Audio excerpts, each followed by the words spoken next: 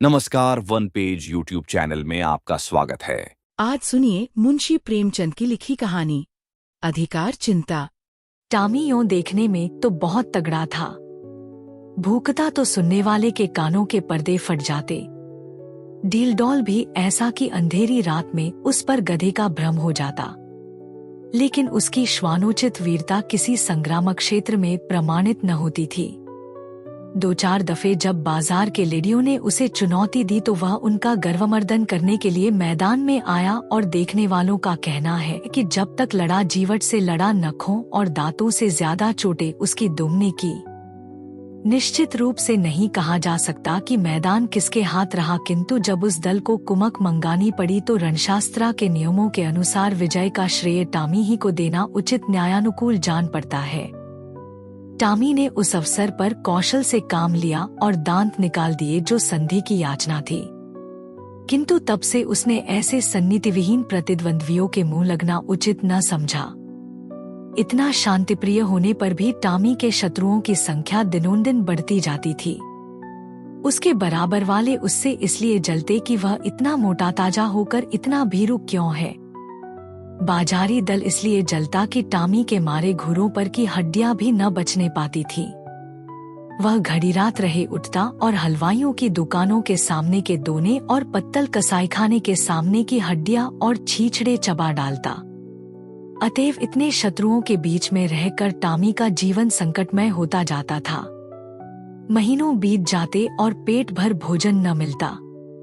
दो तीन बार उसे मनमाने भोजन करने की ऐसी प्रबल उत्कंठा हुई कि उसने संदिग्ध साधनों द्वारा उसको पूरा करने की चेष्टा की, पर जब परिणाम आशा के प्रतिकूल हुआ और स्वादिष्ट पदार्थों के बदले अरुचिकर दुर्ग्राह्य वस्तुएं भरपेट खाने को मिलीं, जिससे पेट के बदले कई दिन तक पीठ में विषम वेदना होती रही, तो उसने विवश होकर फिर सन्मार्ग का आश्रय लिया। पर डंडों से पेट चाहे भर गया हो, वह उत्कंठा शांत न हुई। वह किसी ऐसी जगह जाना चाहता था जहां खूब शिकार मिले, खरगोश, हिरन, भेड़ों के बच्चे मैदानों में विचर रहे हों और उनका कोई मालिक न हो, जहां किसी प्रतिद्वंद्वी की गंध तक न हो, आराम करने को सघन वृक्षों की छाया हो, पीने को नदी का पवित्र जल। वहां मनमाना शिकार करो, खाओ और मीठी नींद सो। वहां चारों ओर मेरी धाक बैठ जाए, सब पर ऐसा रोब छा जाए कि मुझी को अपना राजा समझने लगे, और धीरे धीरे मेरा ऐसा सिक्का बैठ जाए कि किसी द्वेषी को वहां पैर रखने का साहस ही न हो। संयोगवश एक दिन वह इन्हीं कल्पनाओं के सुख स्वप्न देखता हुआ सिर झुकाए सड़क छोड़कर गलियों से चला जा रहा था कि सहसा एक सज्जन से उसकी मुठभेड़ हो गई। टॉमी ने चाहा कि बचकर निकल जाओ, पर वह दुष्ट इतना शांतिप्रिय न था। उसने तुरंत झपटकर टॉमी का टेटुआ पकड़ लिया। टॉमी ने बहुत अनुन्य विनय की गिड़गिड़ा कर कहा, ईश्वर के लिए मुझे यहाँ से चले जाने दो, कसम ले लो जो इधर पैर रखो। मेरी शामत आई थी कि तुम्हारे अधिकार क्षेत्र में चला आया, पर उस मदांध और निर्दयी प्राणी ने जरा भी रियायत न की। अंत में हार कर टॉमी ने गर्दब स्वर में फरियाद करनी शुरू की।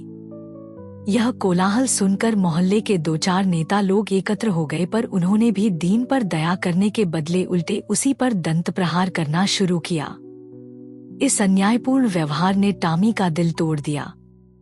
वह जान छुड़ा कर भागा।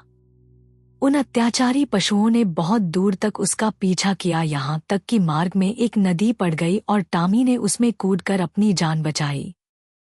कहते हैं एक दिन सबके दिन फिरते हैं। टॉमी के दिन भी नदी में कूदते ही फिर गए। कूदा था जान बचाने के लिए, हाथ लग गए मोती। तैरता हुआ उस पार पहुंचा तो वहां उसकी चिरसंचित अभिलाषाएं मूर्तिमती हो रही थी। यह एक विस्तृत मैदान था। जहां तक निगाह जाती थी हरियाली की छटा दिखाई देती थी। कहीं नालों का मधुर कलरव था, कहीं झरनों का मंद गान, कहीं वृक्षों के सुखद पुंज थे, कहीं रेत के सपाट मैदान। बड़ा सुरम्य मनोहर दृश्य था। यहाँ बड़े तेज नखों वाले पशु थे जिनकी सूरत देखकर टॉमी का कलेजा दहल उठता था, पर उन्होंने टॉमी की कुछ परवाह न की। वे आपस में नित्य लड़ा करते थे, नित्य खून की नदी बहा करती थी। टॉमी ने देखा, यहाँ इन भयंकर जंतुओं से पेश न पा सकूंगा। उसने कौशल से काम लेना शुरू किया। जब दो लड़ने वाले पशुओं में एक घायल और मुर्दा होकर गिर पड़ता तो टॉमी लपक कर मांस का कोई टुकड़ा ले भागता और एकांत में बैठ कर खाता। विजयी पशु विजय के उन्माद में उसे तुच्छ समझकर कुछ न बोलता। अब क्या था, टॉमी के पौ-12 हो गए। सदा दिवाली रहने लगी। न गुड़ की कमी थी न गेहूं की। नित्य नए पदार्थ उड़ाता और वृक्षों के नीचे आनंद से सोता। उसने ऐसे सुख स्वर्ग की कल्पना भी न की थी। वह मरकर नहीं जीते जी स्वर्ग पा गया। थोड़े ही दिनों में पौष्टिक पदार्थों के सेवन से टॉमी की चेष्टा ही कुछ और हो गई। उसका शरीर तेजस्वी और सुगठित हो गया। अब वह छोटे मोटे जीवों पर स्वयं हाथ साफ करने लगा। जंगल के जंतु अब चौंके और उसे वहां से भगा देने का यत्न करने लगे। टॉमी ने एक नई चाल चली। वह कभी किसी पशु से कहता, तुम्हारा फला शत्रु तुम्हें मार डालने की तैयारी कर रहा है। किसी से कहता, फला तुमको गाली देता था। जंगल के जंतु उसके चकमे में आकर आपस में लड़ जाते और टॉमी की चांदी हो जाती। अंत में यहाँ तक नौबत पहुंची कि बड़े बड़े जंतुओं का नाश हो गया। छोटे मोटे पशुओं का उससे मुकाबला करने का साहस न होता था। उसकी उन्नति और शक्ति देखकर उन्हें ऐसा प्रतीत होने लगा मानो यह विचित्र जीव आकाश से हमारे ऊपर शासन करने के लिए भेजा गया है। टॉमी भी अब अपनी शिकारबाजी के जौहर दिखाकर उनकी इस भ्रांति को पुष्ट किया करता था। बड़े गर्व से कहता, परमात्मा ने मुझे तुम्हारे ऊपर राज्य करने के लिए भेजा है।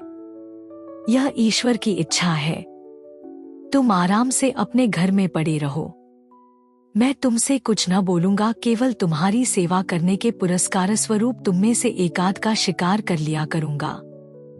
आखिर मेरे भी तो पेट है, बिना आहार के कैसे जीवित रहूंगा और कैसे तुम्हारी रक्षा करूंगा।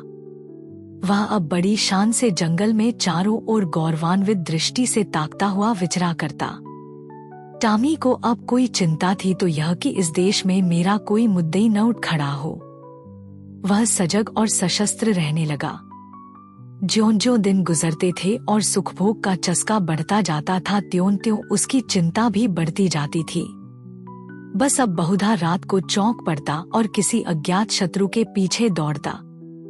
अक्सर अंधा कुकुर बात से भूखे वाली लोकोक्ति को चरितार्थ करता। वन के पशुओं से कहता, ईश्वर न करे कि तुम किसी दूसरे शासक के पंजे में फंस जाओ। वह तुम्हें पीस डालेगा। मैं तुम्हारा हितैषी हूँ, सदैव तुम्हारी शुभकामना में मग्न रहता हूँ। किसी दूसरे से यह आशा मत रखो। पशु एक स्वर में कहते, जब तक हम जिएंगे आप ही के अधीन रहेंगे।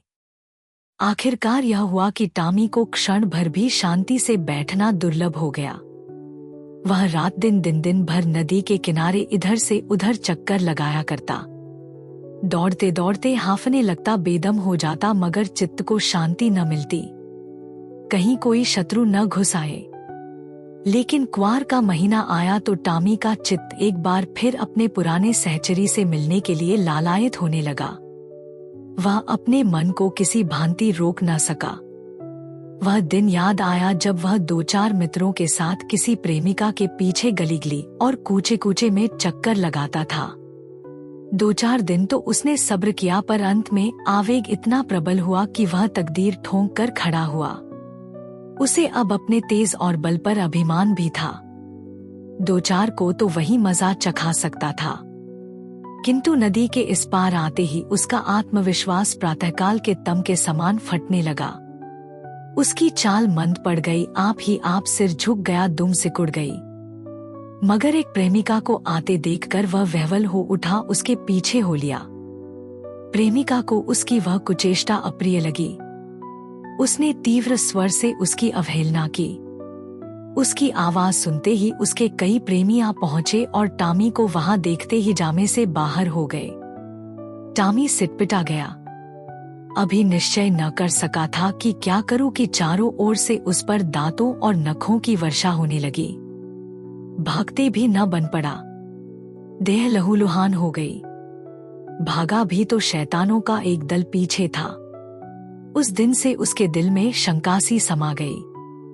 हर घड़ी यह भय लगा रहता कि आक्रमणकारियों का दल मेरे सुख और शांति में बाधा डालने के लिए, मेरे स्वर्ग को विध्वंस करने के लिए आ रहा है। यह शंका पहले भी कम न थी, अब और भी बढ़ गई। एक दिन उसका चित्त भय से इतना व्याकुल हुआ कि उसे जान पड़ा शत्रुदल आ पहुंचा। वह बड़े वेग से नदी के किनारे आया और इधर से उधर दौड़ने लगा। दिन बीत गया, रात बीत गई, पर उसने विश्राम न लिया। दूसरा दिन आया और गया, पर टामी निराहार निर्जल नदी के किनारे चक्कर लगाता रहा। इस तरह 5 दिन बीत गए। टामी के पैर लड़खड़ाने लगे, आंखों अंधेरा छाने लगा। क्षुधा से व्याकुल होकर गिर पड़ता, पर वह शंका किसी भांति शांत न हुई। अंत में 7वें दिन अभागा टामी अधिकार चिंता से ग्रस्त, जर्जर और शिथिल होकर परलोक सिधारा। वन का कोई पशु उसके निकट न गया। किसी ने उसकी चर्चा तक न की, किसी ने उसकी लाश पर आंसू तक न बहाए। कई दिनों तक उस पर गिद्ध और कौए मंडराते रहे। अंत में अस्थिपंजरों के सिवा और कुछ न रह गया। अगर आपको यह कहानी पसंद आई तो सब्सक्राइब करें और बेल आइकन दबाएं। अपने सुझाव कमेंट बॉक्स में बताएं। अगली कहानी तक शब्दों की दुनिया में डूबे रहे। धन्यवाद।